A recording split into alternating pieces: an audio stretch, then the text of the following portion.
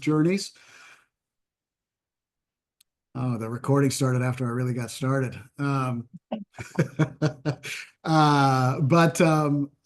With me today is Josh Buckness, VP of Partnerships at Founder Shield. Founder Shield is a partner of ours. We're a partner of theirs. Fairly recent partnership, but a really good one because we serve the same kinds of customers, and they're helping customers sort of take risk off the table and manage risk. And that's what we want our customers to do. We want our customers to be thinking about those things. So it's a great partnership. We've been able to do a lot of great things together so far. And I'm excited about this webinar. So, Josh, you want to introduce yourself? Yeah, absolutely. Josh Bushness. I've been at Founder Shield now for 2 years.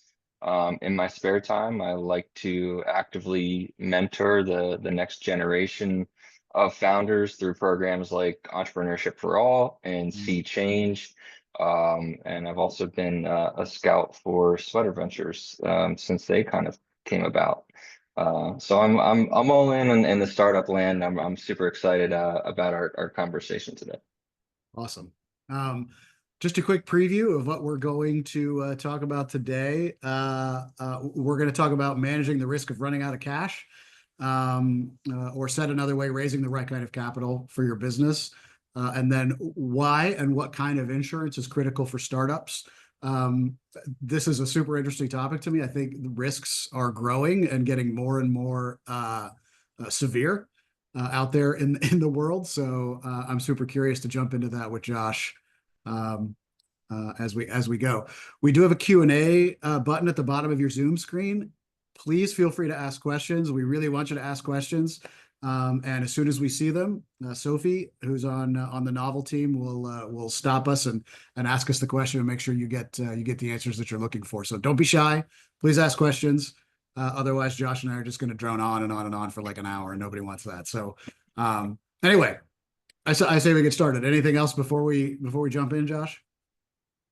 No, man, I think the table is set. If you're ready for it, I got the jump out question. I'm ready to go. All right. What is it?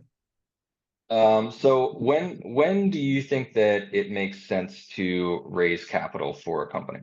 Yeah, that's a really it's a really interesting question because I started by saying we're talking about raising capital, and I sort of tongue in cheek will tell you that that's the biggest risk any company faces is running out of cash, and it's not really tongue in cheek. It just is.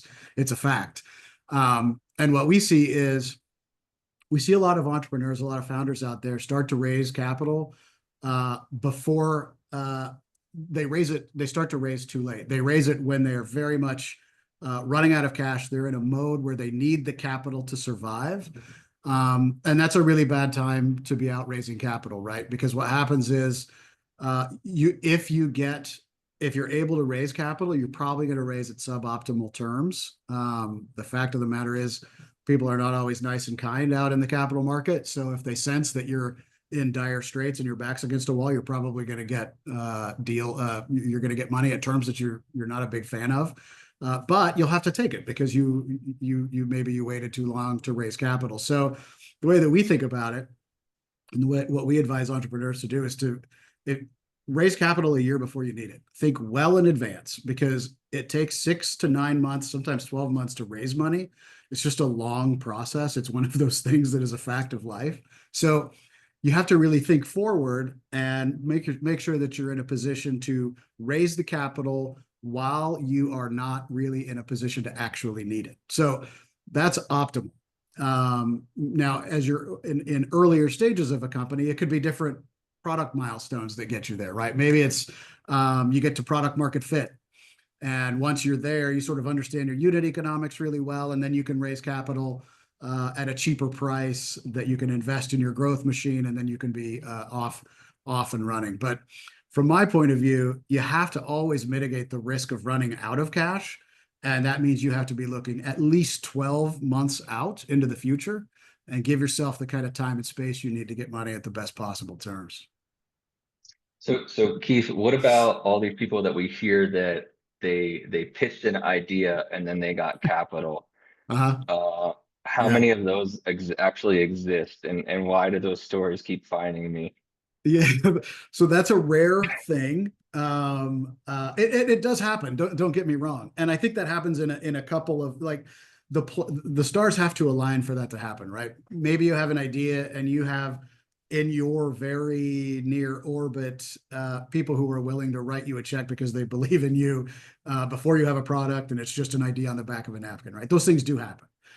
It also happens where early stage institutional venture investors will write a check to somebody who maybe is a serial entrepreneur and has had success in the past. Okay, you've got an idea, you know how to build a company, I can write a check to get you started. Those are the times when those things happen. um, I have never been successful at writing an idea on the back of a napkin and having anybody invest in it. I'm not that smart. I'm not that good.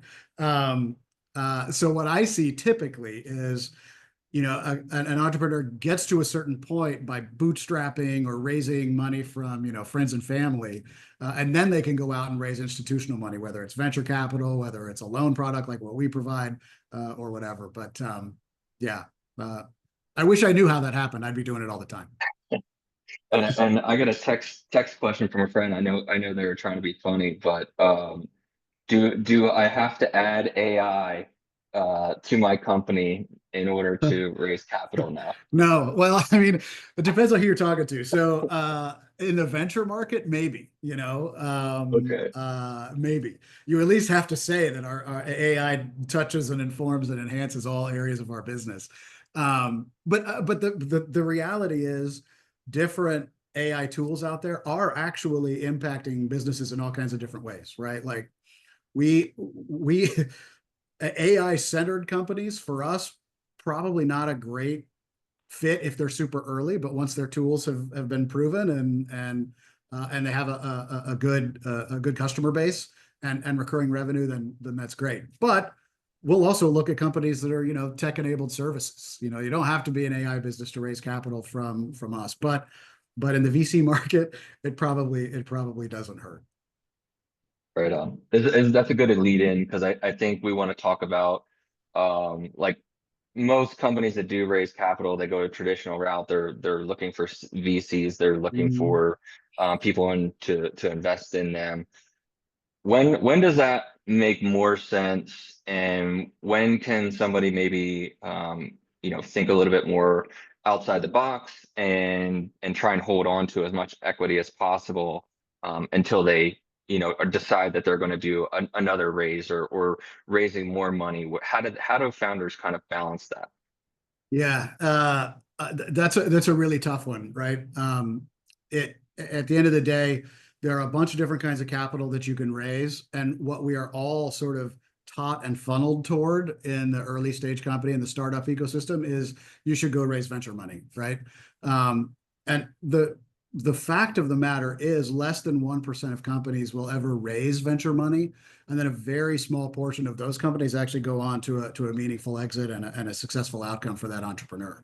Now, that's not the fault of venture capital, but I think entrepreneurs have to think very, very carefully about what they're trying to build, and make sure that they don't go down the VC path if it doesn't make sense for their business. I mean, at the end of the day, most companies aren't going to have sustained 100%, 200%, 300% year on year growth, right? That's really, really hard.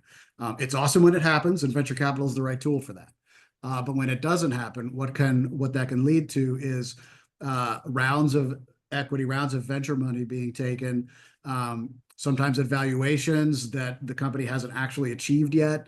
And then it leaves those founders in a position where they have to catch up to that valuation. And if they don't, then if they do get to a point where they can exit the company and sell it, they may not get much, if any, money from that at all. That outcome is really suboptimal for the founders. And at the end of the day, the founders are the ones doing the most work, right? The founders are the ones who have the most. They're putting the most at risk. They're taking the most important roles, and they're the ones doing the most work. So, um, the way I think about VC, when does it make sense? It makes sense when you are early and you're taking product risk, product and technology risk, right? Like you have to figure out, you have to build a product that gets to market, and you have a significant belief that it's going to that your market is large enough that you can build a really big company. And you hear everybody say, you got to be able to the market, the TAM has to be $1 billion. You have to be able to reasonably envision that you can get to $1 billion in revenue. There are different like heuristics, different rules of thumb there, but that's the kind of thing that an entrepreneur should think about. Is the market $1 billion market? If it's not, maybe think about a different route for your capital. Can you get this business to $1 billion? If not, maybe think about a different kind of capital. And then one question that I think is really difficult for entrepreneurs, because nobody likes to ask it, like, what kind of business do you want to build? Do you want to build $1 billion startup? Is that what you want, or do you want to build a business that is running at the pace that you want to run it? You serve no masters, you have no board, you have no equity investors, and it's just a company that you get to run the way that you want to run it. Those kinds of questions, we really encourage entrepreneurs and founders and CEOs to think very carefully about those things, because once you make a decision to take venture money, you can't unring that bell. So those are some of the things that I think about with venture money and how to decide when to raise it. Yeah, let's kind of take the other side of the coin. Maybe somebody's Mhm. they bootstrapped for 5 years. They're now at a point where they just need an influx of capital in order to grow from where they're at. They've been they've been against VCs the whole time, right? They this is their company. Mhm. They're really against just giving up any kind of equity at all. Yeah. How can you help that person? How can you help them extend their runway Yeah. and get a little influx as well? Yeah. So I mean, that's one of the reasons why we built Novel, is to provide entrepreneurs optionality. And it's interesting. We funded 135 customers. Uh, about half of them are venture backed, and the other half are totally bootstrapped. Oh, And so interesting. what we do works for, I mean, it works for anybody and everybody. Um, but what's really interesting to me is when you're a bootstrapped founder and you're onto something, but you can't execute because you don't have the capital. Our capital comes into play, right? And we provide, as I said at the top, we provide capital to B2B SaaS and tech-enabled services businesses with at least 350K in revenue. And what we'll do is we'll provide you a loan that you can take to grow your business and then pay it back over a couple of years, usually 2 years. Sometimes we can stretch it out to three. Um, but it's a really important tool in the capital toolbox that I think every CEO and every entrepreneur should be thinking about. Like I said, there are times where equity does make sense. And in that case, let's just talk about like a venture backed company. They take a round of seed money, they get their company to $1 million in revenue. They haven't gotten to the scale that they want to get to in order to attract venture money at a new valuation, but they think that they can reasonably do it if they grow by another 50%. But they need the capital to do it. Well, you don't want to take equity in that case because it's dilutive. You don't want to take a convertible note because you're just buying dilution in the future. So in that case, that's a great opportunity for us to provide some capital for that company, let them execute, grow into that next valuation, and raise some new equity. And then, of course, with bootstrap companies, like I said, they're onto something. They have growth projects they want to invest in. They want to extend their runway to keep executing. That's what our capital is here for. No royalties, no convertible. Mr. Wonderful will be so disappointed right now. Yeah, I know, I know. Um, can you talk about some of the different ways that people are utilizing um the money that they get from Novel? You know, what are they able to do with that to put into their business? Yeah. I mean, there are a couple of really key use cases, but generally, anytime somebody has a use for capital, it's going to probably be a valid use of our loans. The most important one is, I'm going to see if I can fix the focus there. Oh, oh, there we go. I think the most important one is there are two. There are two that we see a lot. It's extending runway. We do a lot of work with companies that see seasonal cash flow influxes. So, if you Mm. think about maybe an ed tech company, right? There are like 2 months in the year when ed tech companies are paid all of their invoices for the most part. And then every month in between those months, can be pretty lean, right? They spend down their cash and then they don't have anything coming in because schools and districts only pay in 2 months of the year. So a lot of our customers experience that kind of cash flow dynamic, and we provide them capital that they can draw down when they need it, and fund their operations and fund their growth. So that's one way, is to sort of smooth out cash troughs in your business model, in your cash flow model, and extend runway between, big lumpy collections. I mentioned another way that where we see companies come to us. They've done away with the traditional idea of a bridge round. They don't go back for a convertible note. They don't go back for a safe from their VCs or their investors, because they know that that's dilution, just dilution around the corner. So we will provide capital to help them get from their previous raise to their next one, so that they can continue to execute, and build the company.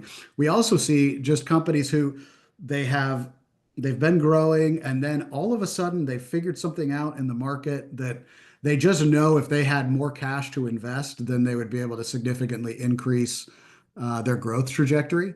Um, and those are always a lot of fun, right? These companies are like, whoa, we've struck gold, and we need to invest, but we don't have the cash. And when we provide that cash, if you think about it, it's really cheap capital when you compare it to equity, right? Because I always say equity is like asymptotically expensive. The more successful you are, the more expensive equity is.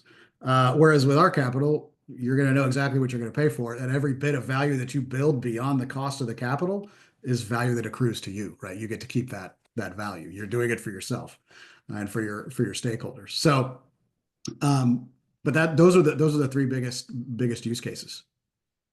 I'm curious because I'm a partnerships guy.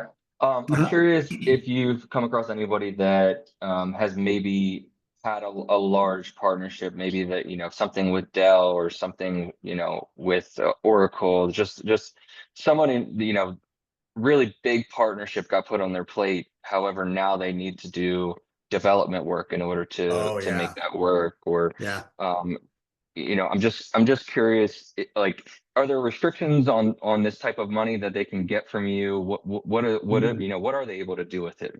That's a great question. So there are two things that I see that are sort of similar to that. Certainly, we see customers that land contracts with huge companies, massive contracts, and they don't have the cash to invest in the resources that they need. Maybe they, like you said, they need to develop something, and it's some sort of like milestone-based development plan or something that the partner requires.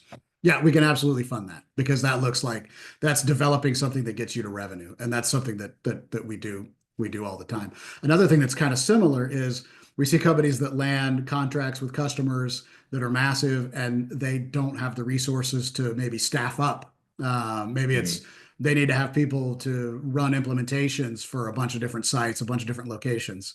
That's a great use of our capital too. I mean, you've got the revenue commitment. All you have to do is get the right resources in place to execute. That's a great time to use this kind of capital. Awesome, man. Any questions from the audience at this point? I feel like we've been talking for quite a bit. I feel like I've been doing a lot of talking, and it's because I have been doing a lot of talking. So far, we have no questions. So I No think you're pretty much, questions. yeah, I think you're pretty much on point since there's no doubts. But uh, All right. don't be nervous, guys. You can make questions. We're glad to hear you out too. Maybe I should have talked less. Um, Somebody's having some good lunch out there. Okay, uh, someone ah, just uh, uh, sent us a question. So it mm, says, what is a rough idea of the cost of this finance? Great question. Thanks, Dan. So we do what we call risk-based pricing. So, our customers are anywhere from 350K in revenue up to 20 million. So you can imagine a loan to a 350K, a company with $350,000 in revenue, and a loan to a company with $20 million in revenue. The price is going to be different. On average, what we're seeing is about a 20 to 22% APR. You know, for larger companies, that comes down pretty significantly, mid-ish teens, and then for the smallest, riskiest companies, it's probably going to be 23-ish percent APR.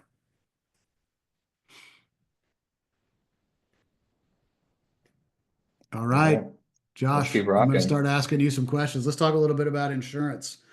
Um, so I should mention that we're a fintech startup. We've raised a bunch of venture money. We've raised a bunch of capital to deploy to the companies in our that our customers. So this is a super interesting topic to me because insurance is absolutely critical to early stage companies, especially companies like ours that are. I mean, we take risk on every day. So let's just start with the very basics, Josh. Like you're supposed to have insurance. That's just one of those things that people know. But why? Like what are the things? Why do we need insurance? Yeah, I mean, the reason that you need insurance is to protect what you're building, putting money into, putting time into, putting your life into.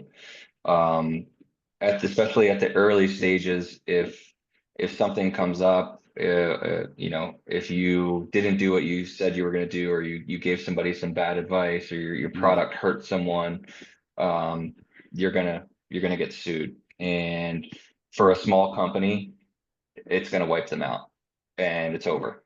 It's game over, right? So insurance at its just most basic level can can help a startup really just kind of be protected in order for it to flourish in the first place, instead of making a mistake and then fizzling out too early. I actually, as you were describing that, a use case came to mind, a story that I heard, and I'd love to get your take on it. I know of a company who had like $4 million in revenue. They were growing at a reasonable pace. Like it was a good company. Um, but they did something they shouldn't have with a partner of theirs, and there was some sort of an IP infringement, something I don't know exactly what it was, but they got sued, and the judgment was massive, it was 20 some odd million dollars. And this is a company with $4 million in revenue. Like that's a company killer, right? I mean, they just got sued Yeah. basically out of existence. I don't know what they're going to do. So what kind of insurance does a company need to have? Does a startup need to have to guard against that kind of risk? Yeah, I mean, there's IP insurance Mhm. that covers those kind of things. There's general liability insurance. Um, I think it really depends on the type of company that you are as to what you'll need. And what we try and do is put together like a risk roadmap. So Yeah. especially if it's someone that's their first time, right? Hey, I don't really know how this works. What's the minimum that I can start with? The thing about insurance is you can always buy more, but once you buy it, you can't give it back, right? So you really you really need to just be paying attention and making sure that you have enough coverage, but you're not overpaying and shortening your runway, as to allude to what we were talking about earlier. You want to make Mhm. it last as long as possible, right? So what can we do from a risk standpoint to, one, cover the business, but also, help with the runway, help extend how far out can we put this until it may actually really be needed. So something like a cyber insurance, like if you're not being required to have that by a partner, or you're not taking in, personal information, you may be able to kick the can down the road as far as like cyber insurance. But if let's say you're signing a lease for an office building, you're going to be required to have general liability. So at that Yeah. point, again, and it's not super expensive, and sometimes you'll see it in contracts as well. General liability insurance, they want you to have $1 million in coverage. Like, well, I don't have an office. Why am I, being forced to have this general liability coverage? And a lot of times it's just, they want to be able to take your company seriously. They want to know that if something goes wrong, that you have some type of coverage for them to fall back on. We get asked that question a lot. Is there a sort of I know you said you'll do like a risk roadmap so that people can really understand the risks that they need to try to mitigate with insurance. Is there a standard package you see sort of like startups or yeah, startups or early stage companies, just you should always have these three things just to protect yourself and the company? Is there anything like that? Yeah, I mean, so cyber and E&O, I mean, again, depending on the industry that you're in, right? So Yeah. a fintech may be different than life science, may be different than a SaaS company. But E&O or error and emissions, which kind of protects around what you say, right? So if you again if you misadvise somebody or if you have something on your website that's not true, that's where error and emissions can step in, and oftentimes that's blended with a cyber insurance, just because we know how crazy that's been, right? The between ransomware, hacking, phishing. Right. People are looking to access data, and if you're holding anyone else's data, it's going to be really important for you to have that coverage. And then if you've been invested in D&O coverage is extremely important. You're going to be required to have that on your terms, almost without a doubt. Yeah, that's actually a really good point. You know, venture investors and lenders are going to require you to have different kinds of insurance. D&O for sure. If you're taking equity, a lender is going to require you to have sort of general liability and other things that are appropriate for your business, and that's usually what they say, like whatever's appropriate for your business, because they don't want to pretend like they know what exactly you should have. But I think that's critical to know. Like you have to have insurance. It just is what it is. So partner with somebody who can give you the right advice and get you the right product so that you can, when you're out raising capital and you're out doing business, you can do it with confidence. Because the last thing you want is you're out raising capital and somebody says, well, you've got to have this kind of insurance, and you're kind of like, well, I didn't know that. Some of it's sort of like it's just table stakes for having the conversation. Um, one of the things that I think is super interesting and scary is there's just been there's just so much risk out there, cyber risk, hacking risk, fraud risk. It is just staggering to me. Um, and I'm sure you guys see like the worst of it. Tell us what startup founders and people growing tech businesses or businesses in general need to know. It's the Wild West out there. Yeah.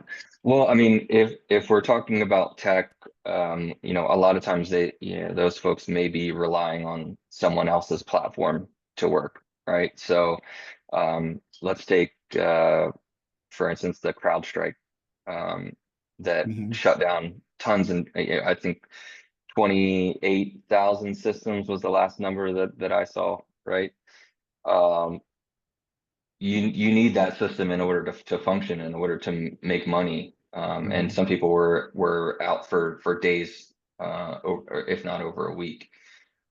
How do I recoup that money? Well, cyber insurance is a great way to protect against that. However, that might not kick in for 24 to 48 hours. Some people need something that's more immediate. So what we had was we had a lot of our clients that were paired with downtime insurance. So if there was any lag or downtime in the systems that they were using, they were able to get their coverage to kick in within hours instead Mhm. of days. And again, just trying to help them with that claims process as well.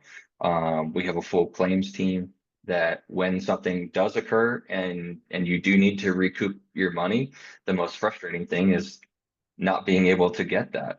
Yeah. Hey, I paid for this because I want it to work, and now I'm being told that I don't qualify or I don't deserve it, and um, it's really nice to have a team of individuals that are working with you.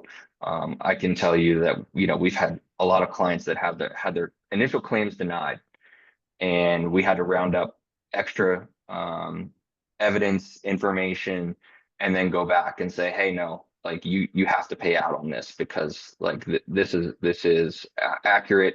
This is owed to our client, and we get them paid. Uh, it's good to have somebody to work with who's sort of who kind of knows the tricks of the trade and knows how to get those payouts, because at the end of the day, the insurance that a company buys, it's supposed to make them whole, or at least as close to whole as possible. So I think that's really interesting. Do you have any we didn't talk about this, and I don't know if this is something you could do, but do you have any, I don't know, horror stories that you guys have dealt with that where maybe you were able to help a company keep themselves rolling? Um, I think what we've interestingly seen a lot of lately is people that have just kind of like gone to uh insurance sites, the Mhm. self-help sites, the insure tech, if you will, Uh, and just decided to kind of try and fill out their policies on their own, fill out their, their workers' comp and just grab the things that they need. They got a 10-minute quote, and they felt really good about that. And until they didn't, until they started getting, letters from the state saying, hey, you guys didn't get family disability leave, or some of these requirements that are being set by the state mhm. that you're required to have, but you just didn't know that because maybe it's your first time, or you just hired an employee in that state and you were unaware. That's where it's really nice to have a face, or to have a founder shield, somebody that is still involving humans in the process, that can make you aware of, hey, it looks like you guys added an employee in New York. Did you know you should be picking up paid family medical leave? Or you know the workers' comp insurance, in Ohio, that's through the state. Did you need, you needed to pick that up? Those type of things where it's great to get something done fast, and it's even better to get something done right. Yeah. Uh, I can say from experience that there is no way for me as a business owner to know that there's an insurance requirement in this state or that jurisdiction. It is absolute. It's so complicated, and it's just like it's always a surprise. Like, wait, we had to do what? Okay, well, I guess we better do that. Um, so having somebody who can head those issues off at the pass and say, "Hey, you guys, don't forget to do this," is absolutely critical, because sometimes it turns out you didn't know you needed to do it. You would have done it if you knew, and then you get fined. So Definitely. having somebody proactively handle that is an absolute game changer. Um, I think we've got some questions. All right. Yes, we have a couple questions, guys. First of all, when a startup is rapidly growing, what are the main risks a startup should monitor and focus on? In your experience, what areas are often overlooked?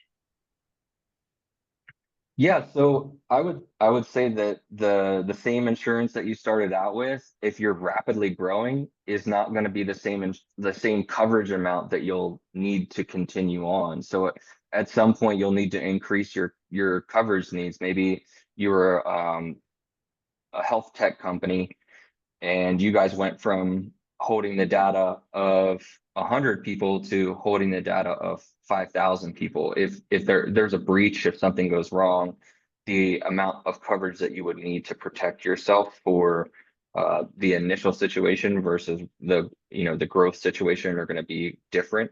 So I think just evaluating with your broker, whoever you're using, each year, at the end of each year, when you come up for your renewal, just being honest about, hey, our revenue has increased from here to here, or hey, we've introduced this new product. Looking at them like somebody that's really is out there to help you, and not that you have to, feel like you need to keep information from, because if you tell them, then you may have to change or increase your policy, or It's going those to type of cost you more things. money. Yeah, I mean, but the truth of the matter is, if you're growing, you need your coverage to grow a little bit Yeah. too, and it's our job to go to the market, and show people what your history is and what you've done, and why you deserve, better rates or a more fair rate, and we're here as advocates, and I think that's another great thing about us, is that we have a lot of carrier relationships, and we're always, if a client says, hey, I just can't do this, hey, let's go back to the carrier and talk to them, and see what we can do. Maybe we can get them to move on something, so that everybody can end the day happy. Josh, that makes perfect sense to me. But you said something that kind of got me thinking. You have the annual renewal cycle, and you get engaged with your broker, and you kind of you figure out all this stuff. Are there triggers in between that people should be thinking about? Like, oh, something just happened, and I've hit a growth milestone or something else that makes me think that I need. Is there a way to make sure that people think and know the triggers of, okay, I need more coverage because of this? Or you mentioned, 5,000 users or something. Are there triggers like that, or how should they think about that? Yeah, I mean, I think that's involved in that renewal conversation is, hey, Okay. what does the next year look like for you? Uh, Or um, we're not lawyers. We don't jump on the phone for 5 minutes and then charge you $800. Like, just give us a call and say, hey, this is happening in my business. What do you guys think? And then go, hey, actually, you guys you're good to go. You're completely covered. Or hey, you might need to pick up this product because you've now launched a physical product, and if yeah. that hurts somebody, you need to be covered. So I think, again, like, we enjoy that relationship building aspect with our clients. We've started with a lot of our clients at pre-seed stage, and then they've continued to go on to do great things, to get their Series A, Series B, go public.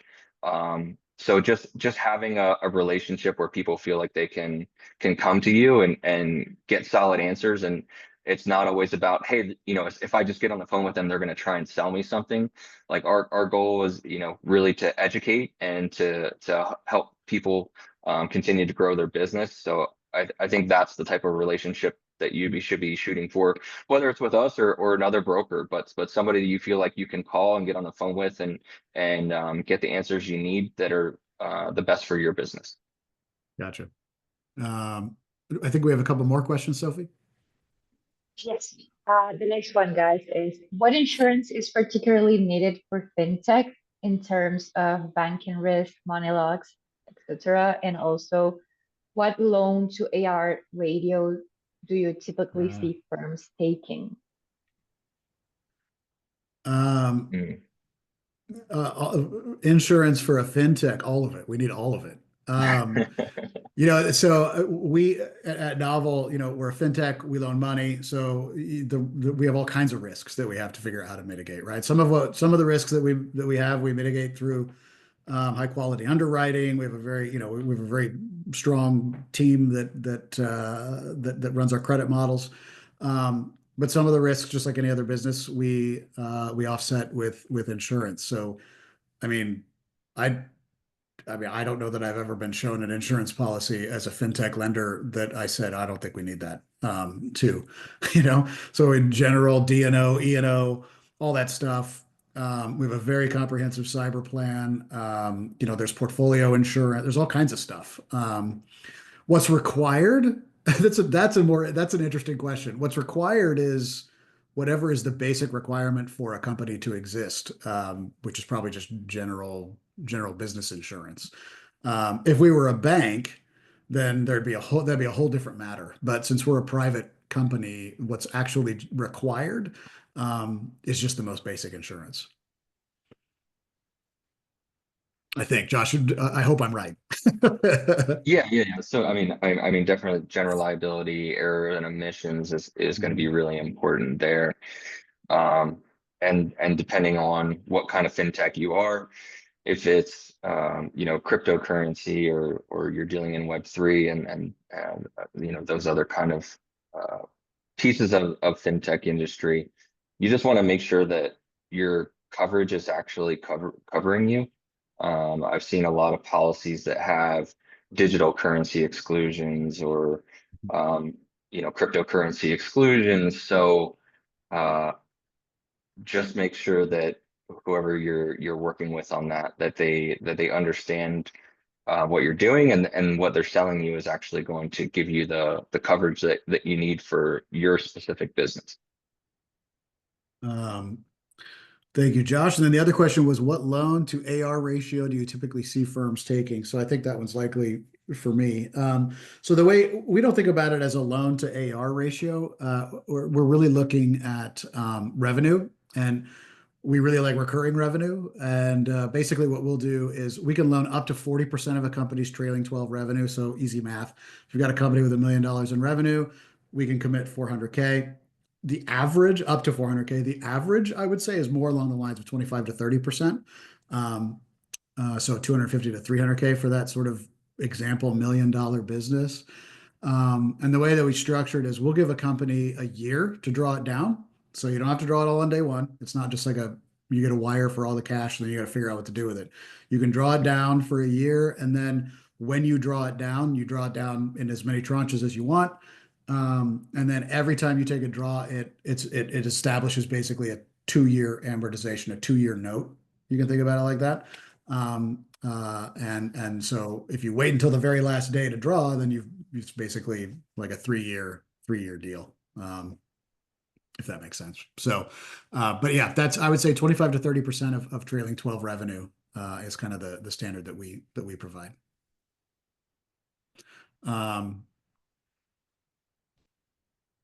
We don't have any questions. Can I ask a question? You can ask a question, yeah.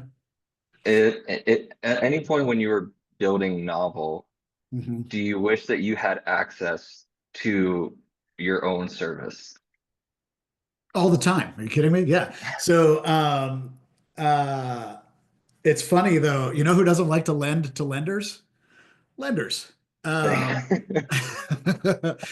so it's I wish there was a service like ours, because when we have a growth opportunity, we have to go raise equity because there's nobody really willing to provide capital to a lender. Most people see fintech lending as a very risky business, and it is a risky business.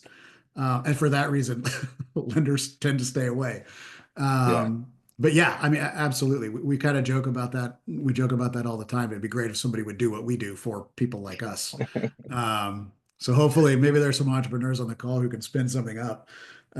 Because we've raised 15 million in VC money, and that's been a great experience. We have incredible investors, very supportive.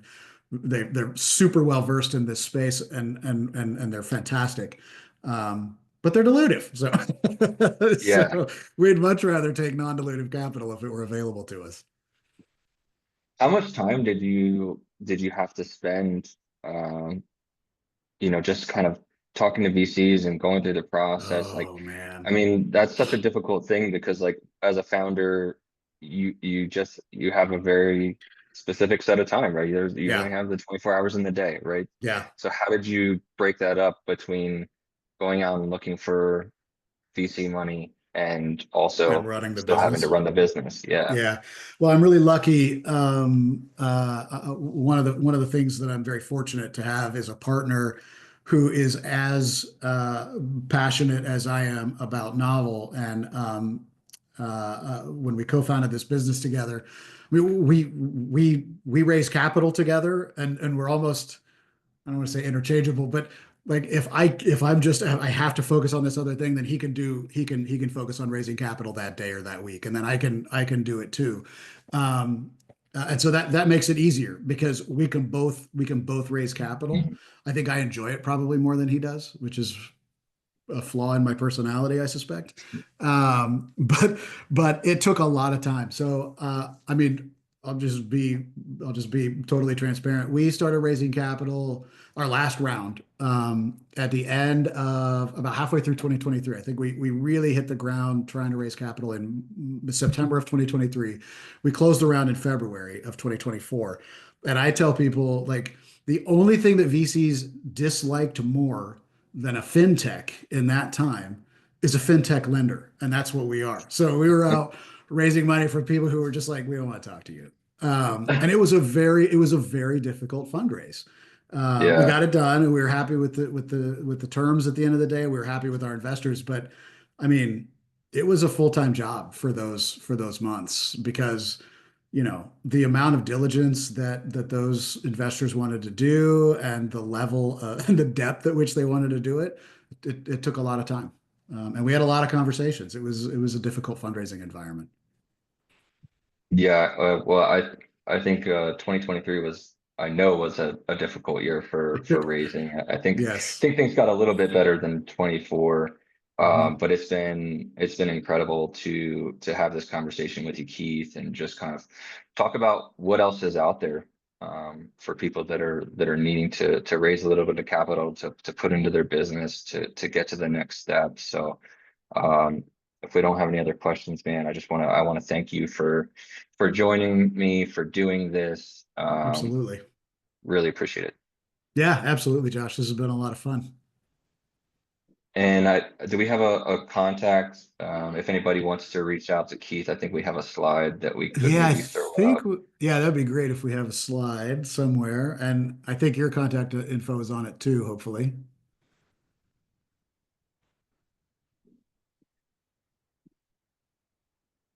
Mm, all right. In lieu of the slide, I'll make sure that an email goes out Oh, wait, to, here it comes. it's coming? I think so. Sophie, you got it?